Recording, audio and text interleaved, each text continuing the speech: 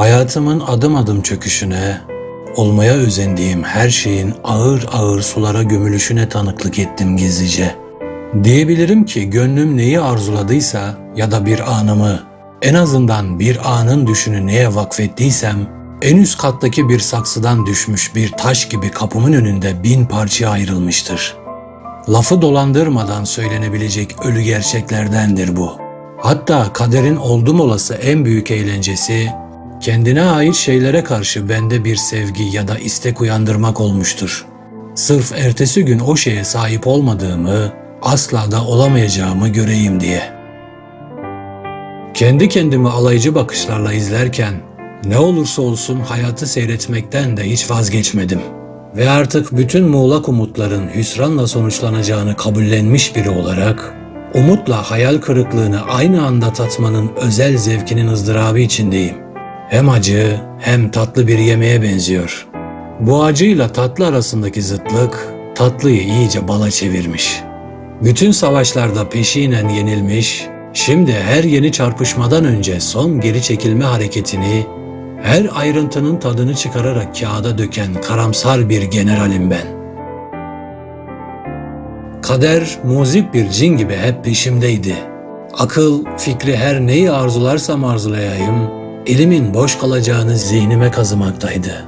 Yolda yürürken gözüm evlenme çağına gelmiş bir genç kızın silüetine ilişse, gayet kayıtsız bir edayla bir an için o benim olsa ne hissedeceğimi hayal etsem, hayalimin 10 adım ötesinde genç kız mutlaka bir adamla buluşur, o da ya kocası çıkar ya aşığı. Romantik biri bundan bir trajedi çıkarırdı. Bir yabancı ise aynı olayı bir komedi gibi yaşardı. Ben ise ikisini harmanlarım. Çünkü benliğimin derinlerinde romantik, kendime karşı ise bir yabancıyım. Sonra da yeni bir ironi sayfası açarım. Kimileri umutsuz yaşanmaz der. Kimine göre ise esas umut varken hayat bomboş kalırmış. Bugün ne umut besleyen ne de umutları kırılan biri olarak bana göre hayat, benim de dahil olduğum basit bir çerçevedir. Sırf göz zevkine hitap eden, belli bir konusu olmayan bir gösteri gibi izlerim onu. Hep yarım kalan bir baledir o. Ya da rüzgarla kımıldayan yapraklar. Gün ışığının sürekli renk değiştirdiği bulutlar. Şehrin birbirine benzemez mahallelerinde rastgele çizilmiş eski sokaklardaki keşmekeş. Aslında varlığımın büyük bir kısmını yazdığım metinler oluşturur. Bölümler ve paragraflar halinde ilerlerim ben. Kendime noktalama işaretleri serpiştirir, imgeler çılgınca kapışılırken çocuklar gibi gazete kağıdından kaftanımla kral olurum. Ya da kelime öbeklerini bestelerken kupkuru ama düşlerimde hep canlı kalan çiçeklerden deliler gibi taçlar takarım başıma. Ve hepsinden önemlisi, varlığının bilincine varmış bir kukla kadar sakinimdir. Arada bir sivri külahının tepesinden sarkan ve zaten kafasının ayrılmaz bir parçası olan çıngırağı sallayan, bunu da hiç olmazsa bir şeylerin yankısı duyulsun diye yapan bir kukla, bir ölünün hayatıdır şıngırdayan, kadere yapılan nazik bir uyarı.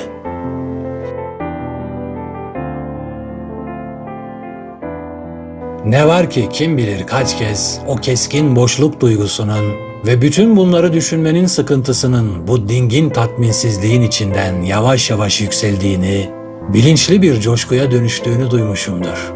Bir susup bir başlayan seslerin ortasında konuşmaları yakalamaya çalışan bir adam gibi, bu insan hayatına yabancı hayatın, kendine dair bilincinin dışında hiçbir şeyin yaşanmadığı bu hayatın temelindeki acıyı kim bilir kaç kez tatmışımdır.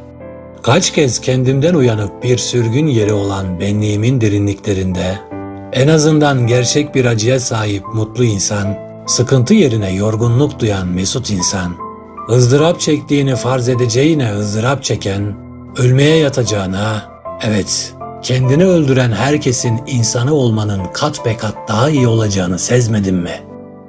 Bir roman kahramanı, okunmuş bir hayat olup çıktım.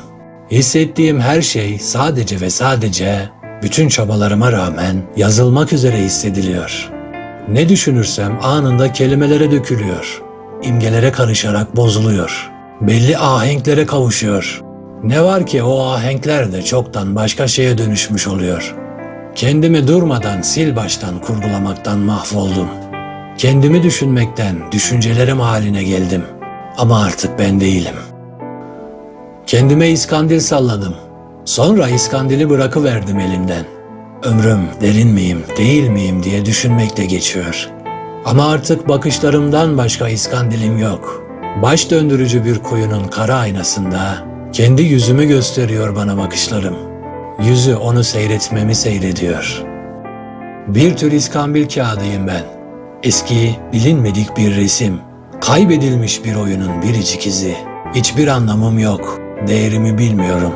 Kendimi bulabilmem için nirengi noktalarım ya da kendimi tanımama yardım edebilecek bir işlevim yok. Ve böylece özümden çok kendimi tarif etmem için tarifte doğruluk payı varsa da 3-5 yalan da yok değil. Kullandığım ard arda yağan imgelerde bulur oldum kendimi. Kendimi öyle çok anlattım ki sonunda varlığım tükendi. Mürekkep niyetine ruhumu kullandım ben de. Hem zaten başka bir işe yaramıyor. Ama heyecan söndü bile. Tekrar boyun eğiyorum. Kendimdeki bene geri dönüyorum. Bir hiç olsa bile. Ve gözyaşsız yaşlara benzeyen bir şey donup kalmış gözlerimi yakıyor. Var olmamış bir sıkıntıya benzeyen bir şey kupkuru boğazıma oturuyor. Ama ağlamış olsam ne uğruna ağlamış olacağımın farkındayım ne de niye ağlamadığımı biliyorum. Düş evreni gölge gibi peşimde ve benim uyumaktan başka isteğim yok. Yüreğimin tam ortasında büyük bir yorgunluk var. Asla olamadığım kişi beni üzüyor. Ondan bana kalan anılardan neye olduğunu anlayamadığım bir özlem kabarıyor. Umutlara ve keskin inançlara çarpıp düştüm. Benimle birlikte bütün batan güneşler de düştü.